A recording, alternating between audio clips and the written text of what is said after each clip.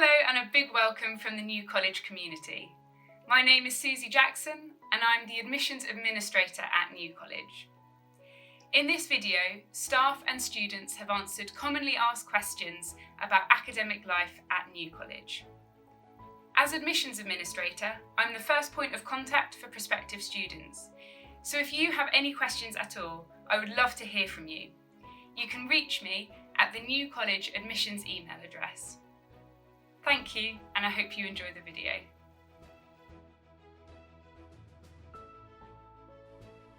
So one of the things I like about biology is that it's really the science of why things are the way they are around us in our everyday lives. So at the moment that's become really obvious in lockdown. Everybody's kind of hearing birdsong for the first time, like becoming more in tune with nature and this beautiful spring that we've enjoyed. Or watching the news and trying to understand what's happening with the pandemic. Everybody knows what R0 is now. What I love most about my subject, literature, is it allows me, or invites me, to think the thoughts of other people. Often the thoughts of people who never were, who never really existed. It's a form of human experience and a unique one. And the second thing is it reminds me how important it is not just to say, why is this relevant to me? How is this relevant to me? But how can I make myself relevant to this? There are so many interesting questions that linguistics covers. How does this message get from my head to yours, and how do you decode it? Is one of the big questions. How do children acquire language? And then there are local questions like, when did mansplaining become a loan word into French, which is a recent observation of mine. And we can ask big intellectual questions, and we can ask questions about how language and society are related. And they're questions that students can relate to and can bring their own experiences to, which makes it fascinating for me. Well, not that I'm biased, but it's just that it's the most interesting, important and fundamental subject there is. Over the course of an undergraduate physics degree, you learn all the best thoughts people have had about the subject. You learn physics at the rate of a Nobel Prize a week, and it's an unparalleled intellectual experience. It's something I wish I could have the same experience again, but unfortunately I can't. The thing I love most about my subject is that studying another language and another culture in detail can help us think differently about really fundamental questions. Things like, what does it mean to be a citizen or part of a community? What's the purpose of art? What's the relationship between our individual lives and the forces of history? These are things about which we make a lot of assumptions, but other cultures don't necessarily share those assumptions. And so learning a language, getting inside another culture, can reveal a whole new way of thinking about the world. My subject is neuroscience, which is the study of the brain. And what I do is I look at human brains while people go in an MRI scanner. And one of the things that's really cool about that is I can then 3D print a brain like this one. And I know that while you're watching me do in this video, that the sort of auditory bits of your brain, the hearing bits are active, but also the bits back here which process vision while you're watching this video. That's pretty cool. Engineering is all about solving problems. That it is to improve people's lives or to make the world more sustainable or just to design and build products, we engineers try to bring solutions to real-world problems. I am a structural engineer and I think that I have the most amazing profession. I mean, look around you. Every single standing building, bridge, road, tunnel, anything that has been given a shape and a specific purpose must be designed and verified. And we structural engineers are the reason why those very important elements of our lives stand. What do I look for in an applicant? Curiosity. I know you can pass exams. Everybody that comes for interviews passes exams. You've got to convince me that you really love biology, that you want to learn about biology more than anything else in the world. I've got to teach you for 4 years, so I want to teach people who want to learn, and that's what I'm looking for.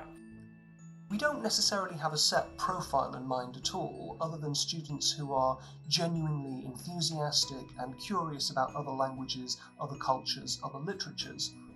One of the ways that you can demonstrate that curiosity is by reading some of the literature of the languages that you want to study. And even if your language isn't yet at the level that would allow you to read those works in the original, you could try reading them in translation. That's something that a lot of successful candidates have done for New College, and it is really good preparation for the course.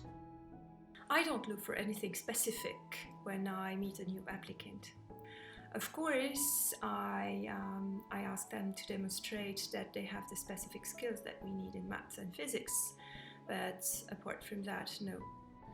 So what I look for above all in a candidate is a combination of curiosity and dedication. Now, I want you to be so curious about your reading that you don't mind being dedicated to it, that to you it's a pleasure to read a lot. And the second thing I'm looking for when you're reading is the ability to read widely but also accurately. What am I looking for in a physics applicant? 3 things. First, skill and potential at physics. Second, skill and potential at maths. And third, evidence of a good work ethic, as at Oxford you would need to work quite hard. Those 3 things, and that's it. So one of the questions I get asked most in open days is what to expect in a tutorial. It's very much more a sort of a discussion, learning through discussion, and a two-way interaction, exchange of knowledge. A good tutorial should feel like just a really interesting conversation about a biological topic.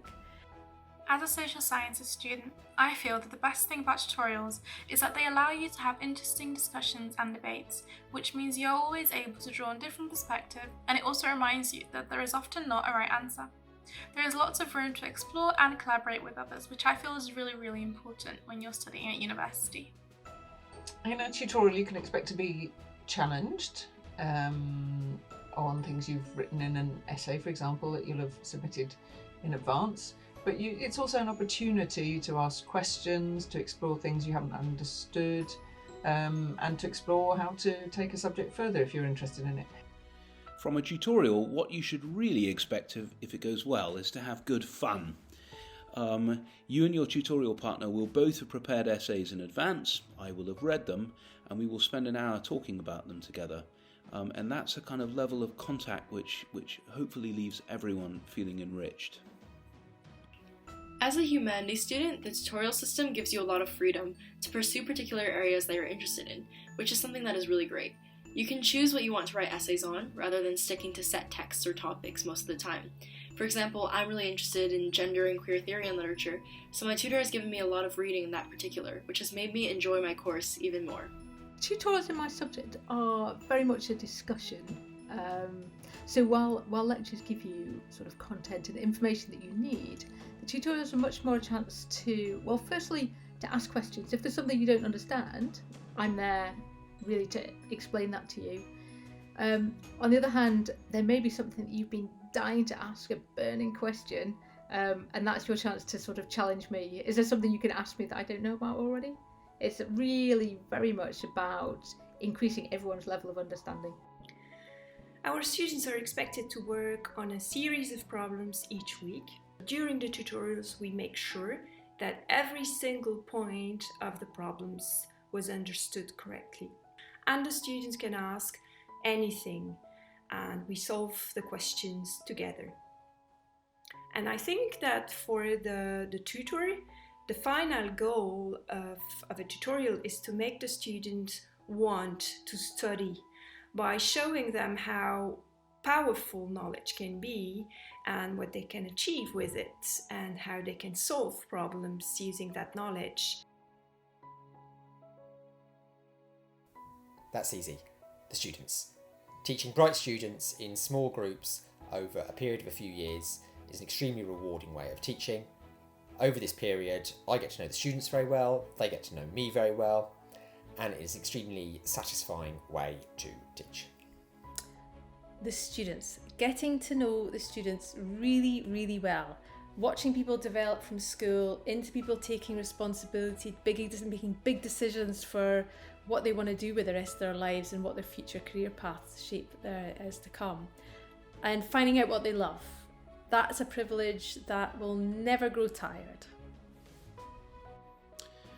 My favourite thing about teaching in New College, I think, is the tutorial situation, which is that whenever I teach you, there's only going to be one or two of you, maybe three maximum, in the room with me. And as a result, over time, we get to know one another very well. We get to have proper conversations about books. My favourite thing about interacting with New College students and teaching is being able to actually discuss things. If you give a lecture, everyone just listens to you, and you don't get that one-on-one interaction with the other students. My favourite thing about teaching at New College is the feeling that we're all, so tutors like me, students like hopefully one day you, working together in a kind of communal project of learning and study. It's a very personalised, individualised education. We see each other very, very frequently. And so I feel as a tutor that your progress is my progress, that I'm discovering these really interesting things, again, afresh through you. So it ends up feeling like a very collaborative kind of place to learn and study. And that to me is the best thing about New College. So as a humanities student, I could expect to have between 4 and 12 hours of lectures a week, as well as 1 to 3 sort of essays or problem sheets due in for the corresponding tutorials in the same week.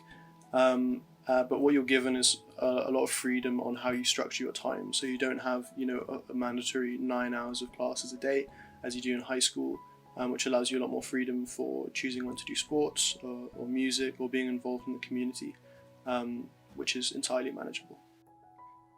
So for science subjects, we get given problem sheets to do, and these have about 10 or so questions on, and we usually get a couple of problem sheets a week.